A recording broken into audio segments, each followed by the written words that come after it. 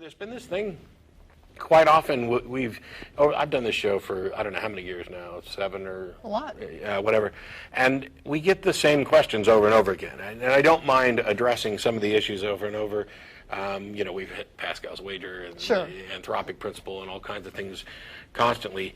One thing that's kind of been a curiosity for me, the people who I'm somebody who wants to believe as many true things and as few false things as possible. I want to have beliefs that are justified and supported by evidence and sound arguments. And yet there are some people who begin by presenting their position as, I believe in God, and here's my reasons why, as if they can actually make the case, as if they're going to present evidence and argument for it. And when the arguments are countered and when the evidence is refuted, they kind of push back to this, well, I just believe anyway, and you have to take it on faith. The arguments that end there, I don't know that we've accomplished very much about learning why it is that you actually believe. And there's the second subset of people that intrigue me are the ones who say, I believe in a God, but I don't believe this is anything that could be demonstrated. I couldn't prove it to anybody. I just believe it. And to me, those people are just admitting that they believe something mm-hmm. without any good reason. Of course. And in that case, if you're one of those people, my question then would be, why?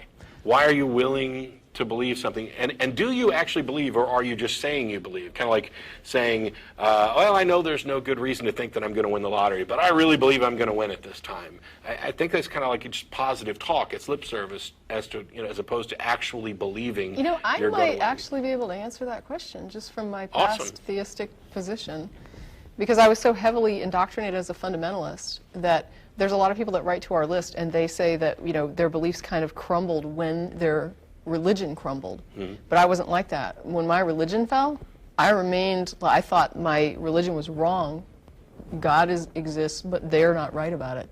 And so I kind of went on this quest trying to figure out what was right about God. And it didn't even occur to me to think that that belief should be challenged. It just was never challenged because that to me was sort of like a foundational thing. And so I was willing to say the Bible, I found out the Bible wasn't correct. I found out these, the doctrines that are flowing from this, I have no reason to believe them. I'm not, the whole Jesus thing, I don't even know that wasn't just a person. But I need to know, what is this God? And so I spent probably the next decade searching for God until I finally, examined. It took Sure. me that long to figure out that what I was calling God was really nothing more than just everything.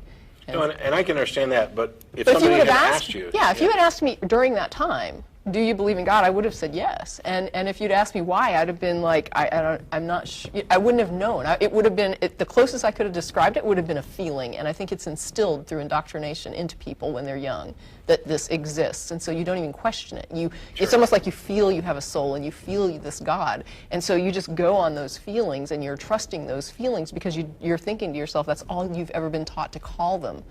And so it doesn't even cross your mind to think that those feelings should be questioned and that might not be God and soul. So what's the impetus for tipping over? Is it simply education about Sadly, for me it was like 10 years of searching. I mean, I don't know what would have happened in that time if someone would have confronted me like in the way we do on this program. Mm-hmm. I think it might have ended in the frustrating conversation where I end up saying, I just don't know, I just feel it. I think that would have been the best you would have gotten at that point. Well, I mean, there's no denying that now, having worked with you for a number of years here, you have as good or better a grasp on standards of evidence and how we go about discerning reality. To where I don't think you could ever hold that kind of position again on any subject. Sure. So there's some fundamental skeptical, critical thinking, evidence-based bit of knowledge or heuristic that you didn't have before that you have now. And I don't know if that kind of came for you as more of a revelation or if this was just little pieces along that decade. I think it was a couple things. I think that the fundamentalist church kind of taught the concept of science as an authoritarian thing, just like the church. So we were kind of taught that you didn't need to really, you just learn what they teach you in school about science, but you don't, you don't know. That's just those scientists, and they don't have reason. They're just making this stuff up, and and so you're kind of taught that science is looked at as authoritarian, and it's the top-down thing, just like religion, and that's how you view it. And you don't, and so during the 10 years that I was searching, I started to figure out that I could actually look this information up, I could study it, I could learn it, and that it wasn't just sort of above me in a way that I could never understand it or never grasp it or get these reasons. And so the more I started to learn about things, I also had to, the tough thing I also had to do was to ask myself, what am I calling God? Like, what am I labeling God? Like, what is it? If it's an existent thing, what is it? And so there were these two things happening where I was like, this is the kind of things that I'm attributing to God. This is how I'm looking at God. This is what I'm thinking of God. And it was very hard just to try to get some sort of focus on what do I even mean by that word.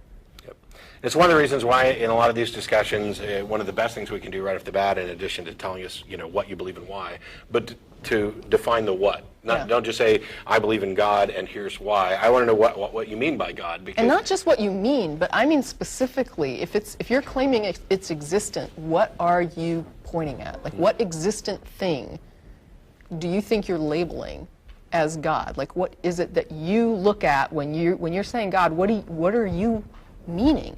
Yeah. Well, we've got calls lined up. Maybe we'll get into some of these questions more. I have no idea. I haven't looked yet to see who's actually called in or what they're going to talk about. As a reminder, anybody who doesn't get through on the phone today or doesn't want to can email tv@atheist-community.org. That goes to myself and everybody involved in the show. We get so much email, we can't possibly answer all of it.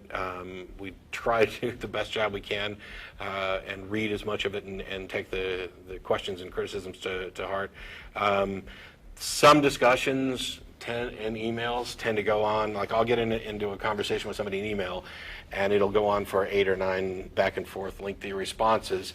And the one thing I'd like people to understand is that if at some point the conversation just ends, it's probably because I have a backlog of 600 or 700 emails right now. But